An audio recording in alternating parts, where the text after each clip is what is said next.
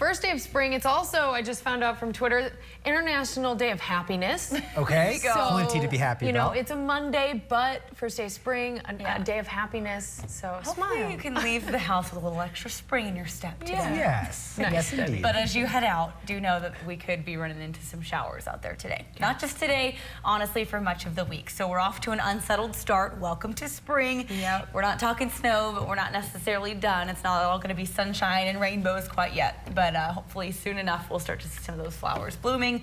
We got our unofficial early taste of spring last week. So now we'll go back to more of the unsettled pattern. Did want to give you a preview, though, of what we can expect overall throughout the season, kind of as we start off the, season of spring. As far as temperatures go, these are maps put out by NOAA every year, kind of an overall outlook. It's what's expected for the next few months. So to look at this one, think the darker shades of red, the better chance of a warmer spring. Otherwise, we're seeing white. That's kind of us here, equal chance range. So nowhere in the country are we expecting a cooler than normal spring, or at least the better probability of that. But just know we're kind of going to be right in the middle. So things could go either way as far as our temperatures this spring. Same thing goes for precipitation. Those areas there with the darkest shade of green showing the spots in the country that will have a better chance of a wetter spring. We're kind of, again, in that equal chance range. So the probability kind of going back and forth, 50-50. As far as what we can expect for a wet or dry spring.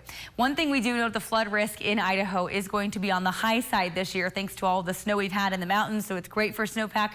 Unfortunately, now it all has to come down out of the mountains and into the rivers and reservoirs. We've already been seeing evidence of this, but we do have a light flooding risk there in that light blue for much of southern Idaho, stretching into eastern Idaho and south central Idaho. Some of these areas where we've had record snowfall at the snow-tell sites, we do have a moderate flooding risk. And just kind of on a wider scale, you can see pretty much just Idaho and portions of North Dakota are in for that moderate flood risk. So no, there's going to be a lot of water coming out of the mountains. Again, these maps very colorful, lots of different shades of green, and unfortunately green means flooding. So you've got that flood advisory in effect until tonight for many of the streams and rivers in the west central and Boise mountains. Minor flooding is possible there, but again, we've kind of been focusing more on these flood warnings that are in effect for parts of southwest Idaho. So Gem County out there near the Payette River in toward the Emmett area, we do have that one that's in effect. The river kind of riding right around flood stage and is expected to rise above it. Up toward the Weiser area, we have both the Snake River and the Weiser River